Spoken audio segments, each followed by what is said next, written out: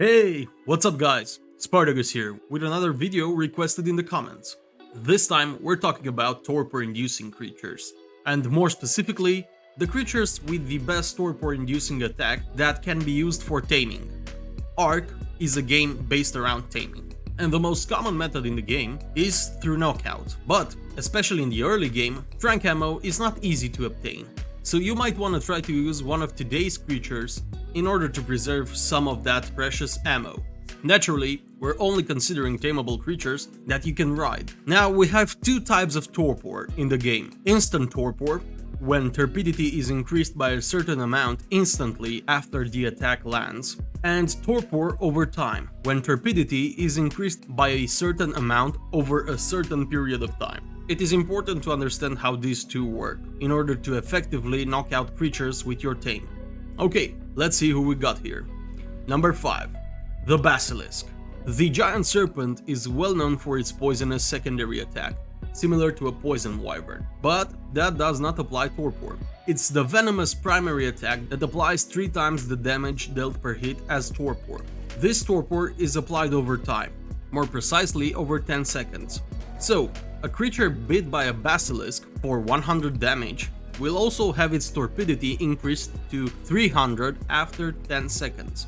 This effect does not stack, so you will have to wait the 10 seconds before attacking and reapplying the effect. If you attack before all the torpor of the previous attack was applied, you will only do damage with that attack and no torpor. Considering that the Basilisk has a good base damage, you will be able to knock out most things fairly quick, as long as you don't accidentally kill them. So keep an eye on your desired creature's health, and don't forget to time your attacks.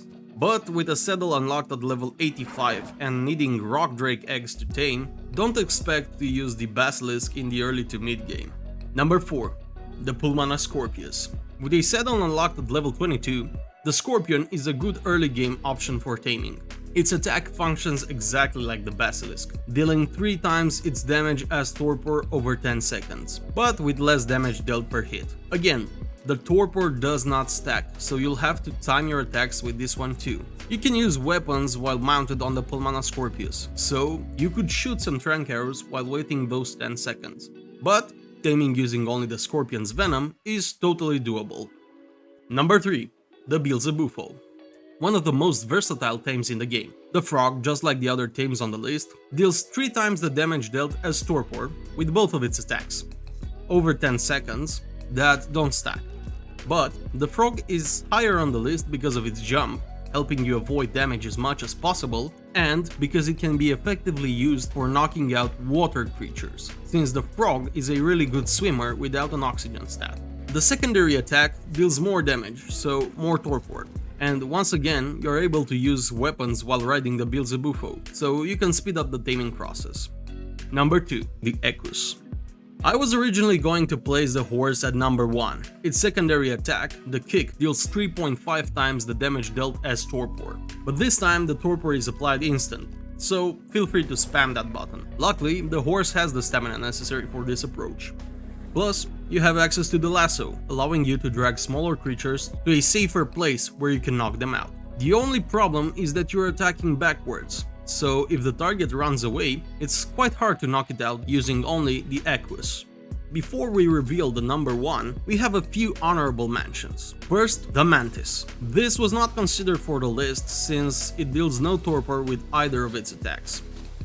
But give it an ascendant set of clubs and it's easily the number 1, miles ahead of its competition.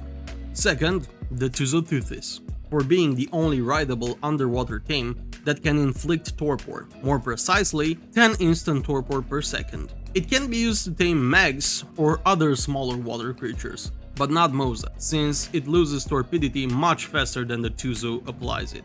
Third, we have the Thorny Dragon. With its ranged attack, it deals around 8 to 10 times the damage dealt as torpor. Amazing! The problem is that there are 7 projectiles and some might miss, and each projectile deals around 1 or 2 damage. Yep, not that amazing anymore. And last but not least, the Trudon and the Titanoboa. Both can be used to defend the interiors of your bases, being able to knock out any player that tries to raid the base. And number 1, the Packy. A little bit of a redemption for the Packy for a certain video on this channel. I was amazed of how many of you genuinely enjoy using the Packy. With a saddle unlocked at level 14, it is perfectly suited for early game. Its primary attacks deals equally damage and instant torpor. However, the charge ability is what really stands out, dealing 6 times the damage as instant torpor for each hit landed while charging, with the distance traveled being irrelevant. Leveling up its melee will make you knock out a lot of creatures, and especially players, in just a few hits.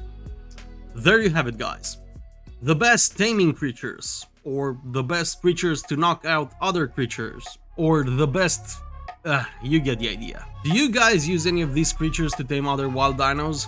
Or do you stick to the traditional methods? What's your favorite taming creature? I would probably choose the mantis. That double club attack is insane. If you enjoyed the video, please hit the like. I've been quite active lately, so if you don't want to miss any of my future videos, subscribe to the channel. That's it for this one, guys.